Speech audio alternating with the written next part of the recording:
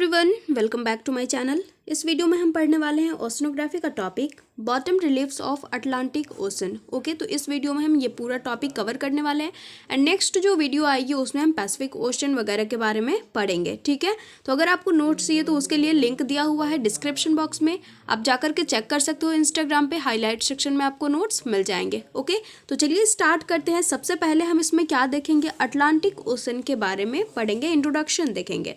The Atlantic Ocean located between North and South Americas in the west. West में ये कहाँ पे located है, नॉर्थ एंड साउथ अमेरिकाज के बीच में, and Europe and Africa in the east. और ईस्ट में कौन सा है, यूरोप एंड अफ्रीका है। ठीक है, covers the area of 82 million square kilometre which is 1/6 of the geographical area of the globe and half of the area of the Pacific Ocean। ठीक है, ये कितना एरिया कवर करता है, 82 मिलियन स्क्वायर किलोमीटर, जो कि 1/6 पार्ट है पूरे जियोग्राफिकल एरिया जो हमारे ग्लोब का है उसका। और ये क्या है, half of the area of Pacific ocean. याद रखना हमें कि जो भी हमारे पैसिफिक ओशन का एरिया होगा उसके हाफ क्या है, उसका हाफ क्या हमारा अटलांटिक ओशन है। ठीक है, तो ये हमारा क्लियर हो चुका है कि अटलांटिक ओशन लोकेटेड कहाँ पे है एंड उसका एरिया कितना है। ओके, आगे देखो हमारा क्या है, आगे हमारा है कि ये जो हमारा अटलांटिक ओशन है उसका शेप क्या है, एस शेप्ड है वो। Of the ocean indicates the fact that land masses continents on its either side were once a contiguous part. अब यहाँ पे देखो एक चीज़ समझ में आती है, जब आप देखोगे मैप तो उसमें आपको ये जो अटलांटिक ओशन दिखेगा वो कुछ इस तरह का दिखेगा, इधर होगा एक कॉन्टिनेंट, एक इधर होगा। ठीक है, ये कुछ इस तरह का ओशन हमें दिखता है। तो ये क्या है, एश शेप्ड है। तो एश शेप्ड किस चीज़ को इंडिकेट करता है कि जो भी लैंड मासेस हैं, ये इधर के जो कॉन्टिनेंट्स है, इधर के कॉन्टिनेंट्स है, वो कभी एक दूसरे के साथ हुआ करते थे, मतलब कि एक हुआ करते थे। ठीक है, अब देखो कैसे यहाँ पे ये बोला जा रहा है, क्योंकि अगर एक कॉन्टिनेंट है और एक ऐसा कॉन्टिनेंट है, ठीक है, तभी तो हमें ये जो ओशन है वो इस शेप में मिल रहा है। तो अगर इनको मिलाएंगे तो एक कॉन्टिनेंट पूरा बन जाएगा। तो इसीलिए बोला जाता है कि ऐसा इंडिकेट करता है, इस फैक्ट को इंडिकेट करता है ये शेप, कि कभी ये कॉन्टिनेंट, ये लैंड मासेस एक हुआ करते थे। ठीक है, बोथ साइड के। अब देखो हमारे पास क्या है, ये कैसे बना है, Atlantic Ocean formed due to drifting of North and South Americas. ये कैसे बना है, नॉर्थ एंड साउथ अमेरिकाज के डिफरेंट की वजह से बना है, to west due to plate tectonics. ठीक है, ओके। अब आगे हमारे पास क्या है, देखो, widens to the south of equator and attains the maximum width of 5,920 kilometre at 35 degree south latitude. ठीक है, तो जो साउथ में इसका विड्थ है, ओके, वो क्या है, वो है मैक्सिमम विड्थ इसका है 5,920 किलोमीटर 35 डिग्री साउथ लैटिट्यूड पे। और ये क्या होता है, इक्वेटर की तरफ जैसे जैसे ये जाता है वैसे वैसे क्या हो जाता है, ये नैरो हो जाता है। ठीक है, उसका जो क्षेत्र होता है वो कम हो जाता है। 2,560 kilometre wide between Liberian coast and Cape Sao Roque. Cape Sao Roque और लाइबेरियन कोस्ट के बीच में इसकी जो विड्थ है वो कितनी है, 2,560 किलोमीटर। ओके, अब हमारे पास आगे क्या है, in northward its width further increases. अब इक्वेटर पे आकर के क्या हो गया, एकदम इसका कम हो गया एरिया। ठीक है, विड्थ इसका कम हो गया, एंड जब ये नॉर्थवर्ड की तरफ जाएगा तो क्या होगा, और इसका जो एरिया होगा, इसका जो विड्थ होगा वो इंक्रीज करेगा एंड बिकम्स 4,800 किलोमीटर एट 40 डिग्री नॉर्थ लैटिट्यूड। ठीक है, नॉर्थवर्ड में ये क्या हो रहा है, इंक्रीज कर रहा है इसका विड्थ, एंड कितना हो जा रहा है, 4,800 किलोमीटर 40 डिग्री नॉर्थ लैटिट्यूड पे। ठीक है, यहाँ तक सबका क्लियर हो गया, हमारा विड्थ क्लियर हो चुका है, एरिया हम पढ़ चुके हैं अटलांटिक ओशन का। ये फॉर्म्ड कैसे हुआ है हम भी ये पढ़ चुके हैं, जो प्लेट टेक्टोनिक्स है, हमारे जो लैंड मासेस है हमारे साउथ अमेरिकाज और नॉर्थ अमेरिकाज के, उनके डिफरेंट की वजह से ये हुआ है। ठीक है, और इसका एस शेप्ड क्या इंडिकेट करता है वो भी हमारा क्लियर हो चुका है। अब आगे देखो हमारे पास क्या है, narrows down in the extreme north where it maintains its contact with the Arctic Ocean through Norwegian Sea, Denmark Strait and Davis Bay. ये देखो, इनसे इसका क्या होता है, कांटेक्ट होता है। आर्कटिक ओशन से जब ये मिलता है तो इन तीनों से इसका क्या होता है, कांटेक्ट होता है। ठीक है, और ये एक्सट्रीम क्या हो जाता है, नैरोज होता है नॉर्थ में आगे जा कर के, जब ये आर्कटिक ओशन से मिलने वाला होता है। अब आगे पढ़ते हैं हम क्या है, इसकी एवरेज डेप्थ कितनी है? विड्थ तो हमने पढ़ ली है, एवरेज डेप्थ कितनी है इसकी? 3646 metre, less than Pacific Ocean. इस जो हमारा एरिया था अटलांटिक ओशन का वो भी क्या था? पैसिफिक ओशन के हाफ था। एंड जो एवरेज डेप्थ है वो भी क्या है? पैसिफिक ओशन से कम ही है। Because of extensive continental shelfs and marginal and enclosed seas. क्यों है ऐसा? एवरेज डेप्थ पैसिफिक ओशन से लेस दैन क्यों है? Because of extensive continental shelfs and marginal and enclosed seas. Okay, अब आगे हमारे पास देखो क्या है। First formed about 700 million years ago. माना जाता है कि जब फर्स्टली ये सी फॉर्म्ड हुआ था, ये ओशन फॉर्म्ड हुआ था, तो कब हुआ था? 700 million years ago, due to sea floor spreading. जब समुद्र का जो तल था, जो सी फ्लोर था, वो क्या होने लगा था? स्प्रीड होने लगा था। ठीक है, तो इसकी वजह से ये फॉर्म्ड हुआ था, ये ओशन फॉर्म्ड हुआ था। And eastward movement of Eurasian and African plates. और क्या हो रहा था? जब इनका जो यूरेशियन एंड अफ्रीकन प्लेट्स जो थे, इनका ईस्टवर्ड मूवमेंट हो रहा था और सी फ्लोर की स्प्रीडिंग हो रही थी फ्रॉम मिड अटलांटिक रिज। ठीक है, मिड अटलांटिक रिज से तब जाकर के ये क्या हुआ था? फर्स्टली फॉर्म्ड हुआ था Atlantic Ocean. About 300 million year before present. आज से 300 मिलियन ईयर्स अगो क्या हुआ था? The Atlantic Ocean was closed. ये क्लोज्ड हो गया था हमारा Atlantic Ocean due to convergence of the American and Eurasian African plate. तो उस टाइम में क्या हो रहा था? मूवमेंट हो रहा था। ठीक है, तो वो बना था, वो ओशन बना हमारा अटलांटिक। लेकिन अभी क्या हो रहा है? कन्वर्जेंस हो रहा है, डाइवर्जेंस नहीं हो रहा है। तो कन्वर्जेंस की वजह से क्या हुआ? ये दोनों पास आ गए, तो फिर क्या हुआ? ये क्लोज्ड हो गया, जो ओशन था वो बंद हो चुका था। ठीक है, उसके बाद देखो अगेन ये खुलता है। Again started to open about 115 million years before present. ठीक है, 150 मिलियन ईयर्स पहले क्या हुआ? ये फिर से खुलना शुरू हो गया ये ocean, due to movement of aforesaid plates in opposite direction. जो भी प्लेट्स, टेक्टोनिक प्लेट्स थे, उनका जो मूवमेंट था वो अपोजिट डायरेक्शन में होने लगा। ठीक है, तो ये क्या हुआ? ये समुद्र बनना शुरू हो गया, ओशन बनना फिर से शुरू हो गया। Okay, widening of the ocean still continues, which is evidence through self sea floor spreading at an average rate of 4 centimetre per year. Okay, तो यहाँ पे देखो जो वाइडनिंग ऑफ ओशन है, जो ये चौड़ाई जो बढ़ती जा रही है हमारी ओशन की, वो अभी भी बढ़ रही है। ठीक है, तो वो किस चीज़ का एविडेंस है? वो इस चीज़ का एविडेंस है कि जो सी फ्लोर है वो स्प्रीड कर रहा है पर ईयर कितना? 4 सेंटीमीटर बढ़ रहा है। ठीक है, ये चीज़ याद रखना है कि पर ईयर जो अटलांटिक ओशन है वो कितना बढ़ रहा है? 4 centimetre at a rate of average rate of 4 centimetre ये बढ़ रहा है। आगे हम पढ़ेंगे कॉन्टिनेंटल शेल्फ। तो भाई देखो अटलांटिक ओशन तो हमारा क्लियर हो चुका है, उसका इंट्रोडक्शन में हमने ज़्यादा कुछ नहीं देखा है। ठीक है, यहाँ पे आप देख सकते हो पैसिफिक ओशन के बाद आ रहा था, तो आप बोल सकते हो सेकंड है वो। ठीक है, लार्जेस्ट ओशन। उसके बाद हमने उसकी एवरेज डेप्थ देख ली, विड्थ देख ली, और जो भी था सारा हमारा क्लियर हो चुका है। ठीक है, अब हम पढ़ेंगे कॉन्टिनेंटल शेल्फ के बारे में। Continental shelves have developed along both the coast of the Atlantic Ocean and width ranges from 2 to 4 kilometre to more than 80 kilometre. ठीक है, तो जो कॉन्टिनेंटल शेल्फ्स है वो कहाँ डेवलप्ड होते हैं? तो जो बोथ कोस्ट है अटलांटिक ओशन के, वहाँ पे ये डेवलप्ड होते हैं, और इनकी जो विड्थ होती है वो 2 to 4 किलोमीटर से 80 किलोमीटर तक एक्सटेंड्स होती है। ठीक है, आगे हमारे पास क्या है? Width has been largely control by reliefs of the coastal lands. जो कोस्टल लैंड्स होते हैं उनके जो भी रिलीफ्स होते हैं उनके द्वारा ये विड्थ कंट्रोल किया जाता है। ठीक है, आगे हमारे पास क्या है वो देखते हैं। Become significantly narrow where mountains and hills border the coast.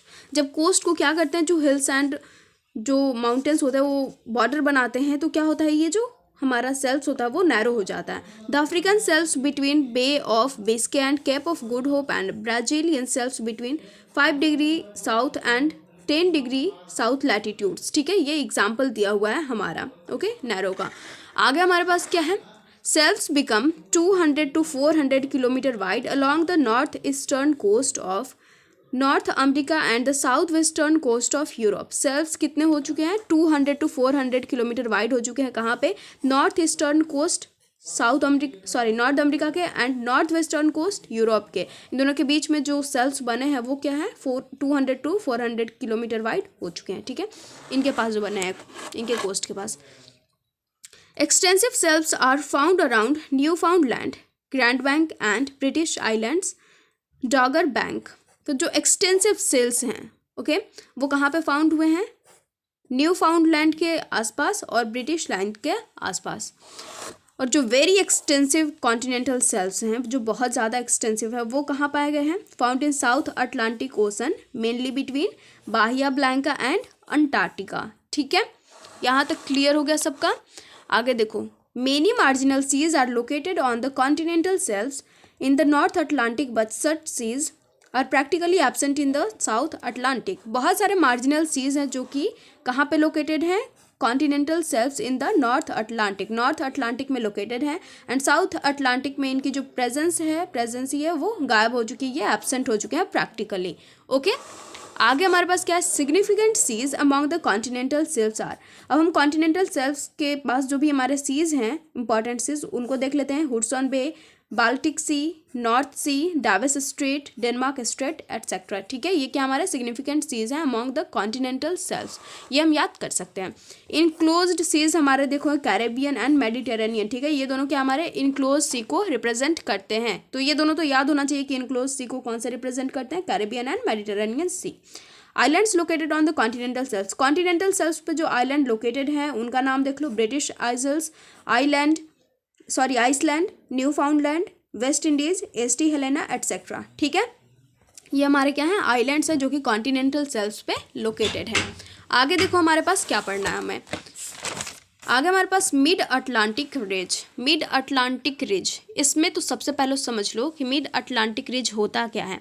लिखा हुआ है हमारे यहाँ पे, mostly under water mountain system formed by plate tectonics, divergent plate boundary. ये कैसे बनता है मिड अटलांटिक रिज? ये बेसिकली जो होता है, जिसको हमारे ये हो गया पूरा ओशन, इसके अंदर जो माउंटेन्स क्रिएट होते हैं, जो बनते हैं ना, प्लेट टेक्टोनिक्स की वजह से। ठीक है, ये प्लेट टेक्टोनिक की वजह से कैसे बनते हैं? जब प्लेट टेक्टोनिक ऐसे खिसकता है और बीच में से जो भी मैग्मास वगैरह होते हैं, ठीक है, वो निकलते हैं और वो सॉलिड में कन्वर्ट हो जाते हैं, तो वो क्या होता है? माउंटेन की तरह बन जाता है। तो वही क्या हमारे होते हैं? रिज होते हैं। ठीक है, जो कि कैसे होता है? डाइवर्जेंट ऑफ प्लेट बाउंड्री की वजह से होते हैं, और ये अंडर वाटर माउंटेन सिस्टम हम इसको बोल सकते हैं।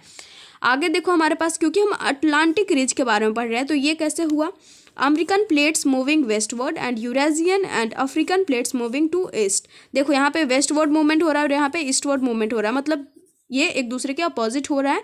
तो यहाँ से जो भी मैग्मा निकलेगा, उससे जो सॉलिडिफाई हो करके जो माउंटेन्स बनेंगे, वही हमारे क्या है? अटलांटिक रिज है। ठीक है, क्योंकि ये अटलांटिक में बन रहा है अभी। The ridge is known as Dolphin Rise to the north and Challenger Rise to the south of equator. ये जो रिज है उसको हम डॉल्फिन राइज बोलते हैं नॉर्थ में, एंड चैलेंजर राइज बोलते हैं साउथ ऑफ इक्वेटर में। ठीक है, क्योंकि यहाँ पे ये याद रखना है कि हम मिड अटलांटिक रिज की ही बात कर रहे हैं, तो जो भी बातें आएंगी वो इसी की हो रही होंगी। Known as Wyville Thomson Ridge between Iceland and Scotland और आइसलैंड के बीच में हम इसको क्या बोलते हैं? वीवली थॉम्पसन रिज बोलते हैं। ठीक है, आगे हमारे पास है, becomes quite extensive to south of Greenland and Iceland and is called Telegraphic Plateau. इसको टेलीग्राफिक प्लेट्यू बोलते हैं। कहाँ पे? South of Greenland and Iceland के बीच में जो ये बना है उसको हम क्या बोलते हैं? Telegraphic Plateau. Major part of the Mid Atlantic Ridge is submerged under the oceanic water. तो हमने तो ये पढ़ाई कि जो मेजर पार्ट होता है वो कहाँ पे होता है? ओशनिक वाटर में है मिड अटलांटिक रिज का। ठीक है, डूबा हुआ है। लेकिन जो कुछ हमारे बचे खुचे हैं जिनका कुछ पार्ट ऊपर है, उनके बारे में भी देख लेते हैं। The Pico island of Azores is the highest peak which rises 8229.6 metre above the sea floor. Sea floor से ये इतना मीटर एबव है, और जो सी लेवल है उससे कितना एबव है? 213.36 मीटर टू 243.84 मीटर। ठीक है, तो ये क्या है? एबव द सी लेवल भी आ चुका है। कुछ होते हैं जो सबमर्ज्ड होते हैं, वाटर के अंदर ही रह जाते हैं, कुछ होते हैं जो कुछ ऊंचाई तक आ जाते हैं, जो कि माउंटेन्स की तरह दिखते हैं, कभी कभी वो आइलैंड में भी कन्वर्ट हो जाते हैं। ठीक है, आगे हमारे पास क्या है? Fractured zones of Mid Atlantic rise. अब देखो फ्रैक्चर्ड जोन्स के बारे में पढ़ेंगे हम। प्लेट टेक्टोनिक्स जब खिसकते हैं तो उनकी वजह से क्या बनते हैं? फ्रैक्चर्ड जोन्स भी बनते हैं। Gibbs fractured zone, Atlantic fractured zone, Kane fracture zone और वेमा फ्रैक्चर जोन। सबका यहाँ पे देखो लैटिट्यूड दिया हुआ है, 40 degree north, near 30 degree north, 25 degree north, ये है 10 डिग्री नॉर्थ। ठीक है, अब आगे हम पढ़ लेते हैं। आगे हमारे पास है the youngs crust at the crest of Mid Atlantic Ridge is from latest to 5 million years old. देखो जो यंगेस्ट है उसके बारे में हम पढ़ेंगे, जो यंगेस्ट क्रस्ट है मिड अटलांटिक रिज का उसके बारे में हम पढ़ेंगे, ठीक है। लेकिन उससे पहले हम एकदम सीक्वेंस के अकॉर्डिंग पढ़ लेते हैं कि कौन पुराना है और कौन नया है। The sequence of the ages of basaltic crust. Basaltic crust क्यों बोला गया है? क्योंकि ये जो अंदर का जो मैग्मा होता है, जो लावा होता है, जो सॉलिडिफाई हो करके बनते हैं रिज, ये उनसे बना हुआ क्रस्ट है, ठीक है। From Mid Atlantic Ridge to the continental margins is age follows. तो पहला क्या हमारा, होलोसीन टू प्लेयोसीन क्रस्ट, जो कितना साल पुराना है, 0 to 5 मिलियन ईयर्स पहले बना। Miocene crust 5 to 23 million years. Oligocene crust 23 to 35 million years. Eocene crust 35 to 56 million year. Pliocene crust 56 to 65 million years. Cretaceous crust 65 to 146 million years. Late Jurassic crust 146 to 157 million years. और last क्या हमारा, middle Jurassic crust 157 to 178 million years, ठीक है। तो जो सबसे नया होगा वो कौन सा होगा, ये ऊपर वाला, ठीक है। ये हमारा सबसे नया, और जो सबसे पुराना है वो हमारा ये हो गया, ठीक है। क्लियर हो गया सबका यहाँ पे। अब देखो ओशियन बेसिन हम पढ़ेंगे। रिज के बारे में तो हमने पढ़ लिया, अब हम ओशन बेसिन्स के बारे में कौन से ओशन बेसिन्स हैं। The Mid Atlantic Ridge divides the Atlantic Ocean into 2 major basins. जो मिड अटलांटिक रिज है वो 2 मेजर बेसिन्स में इसको डिवाइड करता है। पहला है ईस्ट और दूसरा क्या है, वेस्ट अटलांटिक बेसिन्स। अब ईस्ट एंड वेस्ट भी डिवाइड होते हैं, ठीक है। देखो there are few important basins with in this 2 major basins. 2 major basins में बहुत सारे बेसिन्स है। पहला क्या हमारा, लैब्राडोर बेसिन्स, जो कि continental shelf of Greenland in north and Newfoundland rise in south के बीच में एक्सटेंड्स करता है, ठीक है। जो लैटिट्यूडनल एक्सटेंड है इसका वो कितना है, 40 degree north to 50 degree north. Depth कितना है इसका, 4,500 मीटर इसका डेप्थ है। तो एक बेसिन हो गया हमारा कहाँ का, अटलांटिक बेसिन का। अब देखो लगभग 8 बेसिन्स हैं हमारे लिखे हुए यहाँ पे। फिर है हमारा नॉर्थ अमेरिकन बेसिन, जो कि जिसका लैटिट्यूड कितना है 12 degree north to 40 degree north. Depth है इसका मोर देन 5000 मीटर। उसके बाद आता है Brazilian basin between equator and 30 degree south latitude. Depth है इसका 4000 metre. Spanish basin located between Mid Atlantic Ridge and Iberian Peninsula. Depth है इसका 5000 मीटर। अब देखो अप्रॉक्स 5000 मीटर ही आएगा सबका depth. North and South Canary basin is comprised of almost 2 circular basin. ये ऑलमोस्ट 2 सर्कुलर बेसिन से बना हुआ है एंड डेप्थ है इसकी 5000 metre. Cape Verde basin located between the Mid Atlantic Ridge, ये कहाँ पे है, Mid Atlantic Ridge and West African coast के बीच में लोकेट करता है एंड डेप्थ है इसकी भी 5000 मीटर अप्रॉक्स, ठीक है। फिर है Guinea basin between Guinea ridge and Sierra Leone rise, ठीक है। इनके बीच में ये लोकेट करता है एंड डेप्थ है इसका भी 5000 मीटर। लास्ट हमारा अंगोला बेसिन, लास्ट नहीं है, इसके अलावा भी बहुत सारे बेसिन्स हैं लेकिन लिखा हुआ इन्हीं का है। Located between equator and 30 degree south latitude and depth है इसका 5000 मीटर। इनके अलावा देखो Cape Basin, Agulhas Basin, Argentina Basin and Atlantic Arctic Basin, इन सब का भी लैटिट्यूड लिखा हुआ था बट मैंने यहाँ पे नहीं लिखा है क्योंकि इतना हमारे लिए अभी काफ़ी है। ये इतना सारा बेसिन हमारा काफ़ी है क्योंकि हम जितना पढ़ रहे हो उससे भी कहीं ज़्यादा बेसिन्स हैं, ओके। अब आगे देखो हमारे पास ओशन डिप्स एंड ट्रेंचेस। जो नंबर ऑफ डिप्स हैं हमारे अटलांटिक ओशन में वो क्या है, बहुत कम है पैसिफिक ओशन से। ये चीज़ याद रखना है, सारी चीज़ें हमारी पैसिफिक ओशन से कम ही है लगभग। मुरे ने क्या फाइंड किया है, 29 डिप्स फाइंड किए हैं, जो कि जिनका डेप्थ कितना है 5486.5 मीटर डेप्थ पे इन्होंने 29 डिप्स फाइंड आउट किए हैं अटलांटिक ओशन में। नेयर्स डीप 600 मीटर डेप्थ है इसकी। Hatteras Deep 5445 metre. Colombia Deep 5125 metre. Vema Deep 4900 metre etcetera. तो इतना याद रखना भी हमारे लिए बहुत ज़्यादा ज़रूरी है और इतना हम रखेंगे तो हमारे लिए काफ़ी भी हो जाएगा, ठीक है। कुछ तो हमें याद है कि कितने डिप्स हैं वो तो एक्यूरेट हमें भी नहीं पता है बट कुछ डिप्स हैं जिनके नाम हमें यहाँ पे पता है। ये इंपॉर्टेंट डिप्स हैं कहाँ के, अटलांटिक ओशन के। आगे हमारे पास क्या है, Mediterranean Sea, Caribbean Sea, Gulf of Mexico, ये क्या है, मार्जिनल सीज हैं अटलांटिक ओशन के। ये हमारे मार्जिनल सीज हैं। देखो तो सबसे पहले मेडिटेरेनियन सी में क्या है हमारा, ये 2 बेसिन में डिवाइडेड है, ईस्ट बेसिन और वेस्ट बेसिन। ईस्ट बेसिन भी 2 भाग में डिवाइडेड है, Ionian basin and Levantine basin, west basin, Algiers Provencal basin और ये टेरिहेनियन बेसिन। यहाँ पे मैंने डेप्थ नहीं लिखा है, ठीक है, जो ये दोनों जितने पार्ट में डिवाइडेड है बस वो लिखा है। और जो Gulf of Mexico and Caribbean Sea है उनका लिखा हुआ है are separated by 1600 metre deep ridge.